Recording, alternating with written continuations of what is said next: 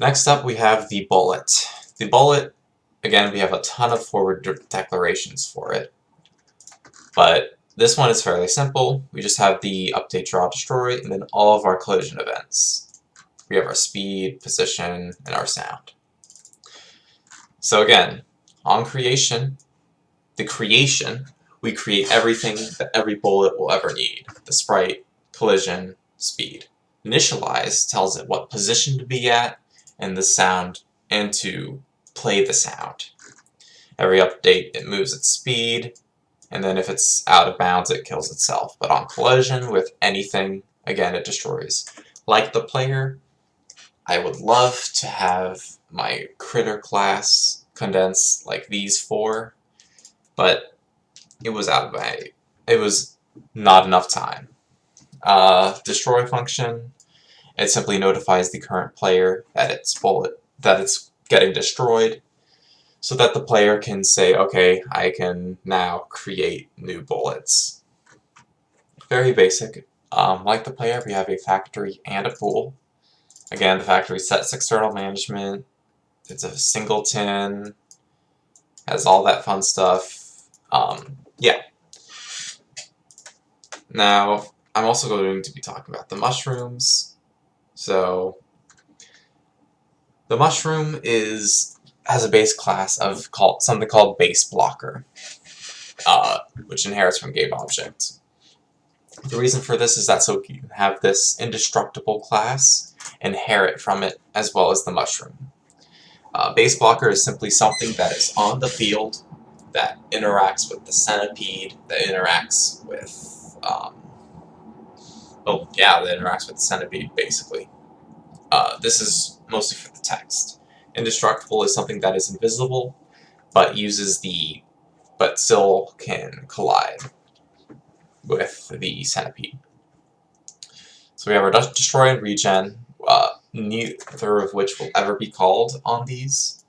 Destroy, we don't really do anything in there, so we just return, and regen, we will never be damaged, so we don't need a regen, so we just return.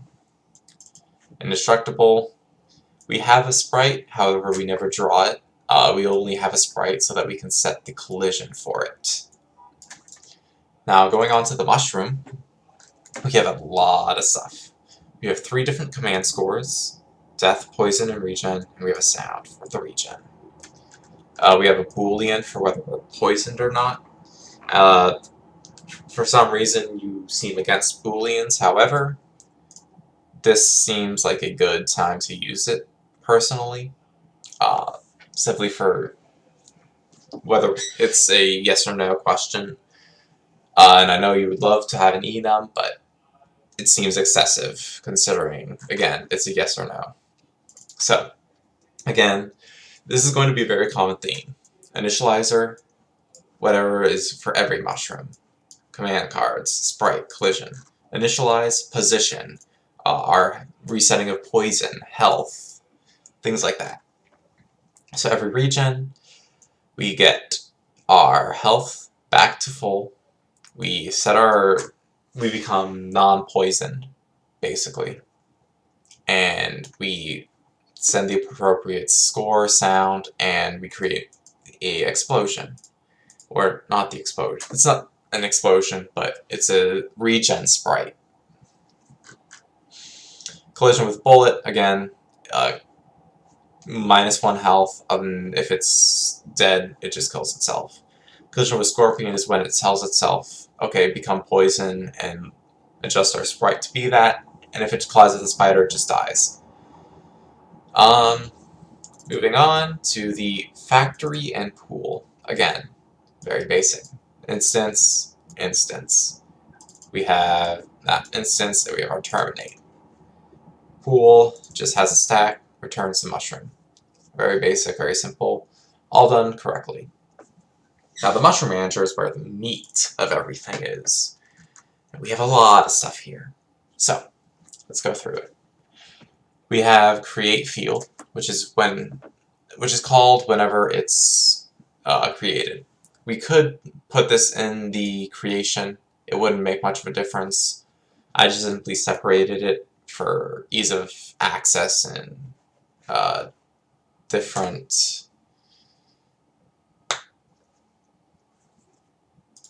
just ease of access for me so that I can debug it quickly. Destroy mushrooms is basically just, it removes the mushroom from the field. Same with spawn mushroom and spawn blocker. Those are adding it to the field. Regen mushrooms is the function that we call for regenerating all mushrooms. These control whether the field is active, and this simply is in charge of wiping the field and creating a new one.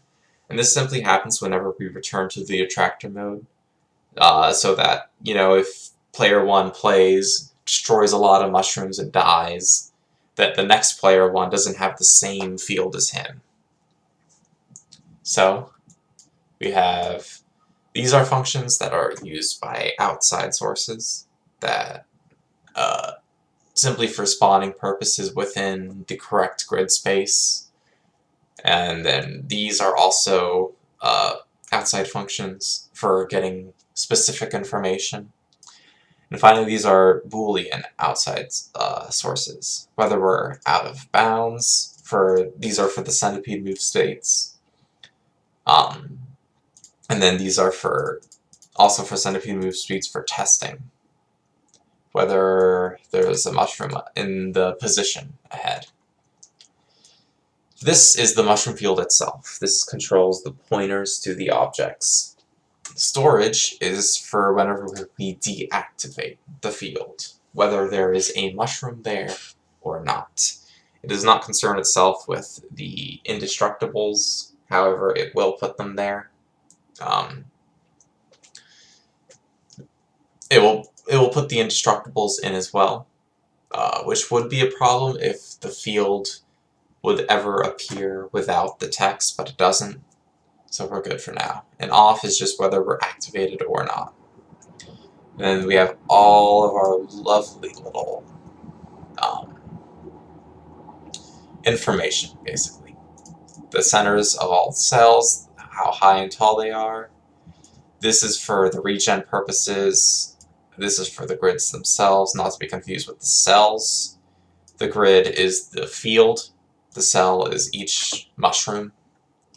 Field height, different than grid height. Grid height is the screen. Field height is the field. And then we have the mushrooms and how many mushrooms are in the player field and how high the player is allowed to go. Whew. And I basically explained them all. So again, initializes all the variables, creates the field. We have a 1 in 10 chance of spawning. It's a good time to mention that, yes, my code isn't very well commented. It's a habit that I need to get into. We go through the field. We have a random chance to create a mushroom there using that chance variable from before. And if we are to create one, we make a new one and set the appropriate variables. Destroy mushroom, convert the position into the field, check, and destroy. Same with spawn, blocker. Regen mushrooms, we go through the field, and if the mushroom is damaged, we tell it to regen. Then we set our last position to the X and Y, and next time we loop through, we simply use X last and Y last. Now we use this bool regen basically to see if we have ever called the regen function. If we have not, then we say, okay, player manager, we're done with our regen. Do whatever you need to now that we're done. Get random column and random top row and random bot row. All just return a random number within the appropriate height or width or whatever. And again, test for mushroom converts to field, test for the mushroom. Same with poison. Deactivate just kills everything within the field and sets itself to off. And activate checks if there's something stored at that location and spawns a mushroom accordingly. And respawn field, we kill everything and then we respawn everything. it looks like this is very similar to create field, all the way up here. However, the difference is that here, we're not actually spawning a mushroom. We're simply saying storage is, that we're storing a mushroom there. And then we basically deactivate ourselves. This is just used so that we can create a new field, but we don't initialize, we don't activate the field. So, that was the entirety of the mushroom class and the bullet class. In the next video, we'll go into more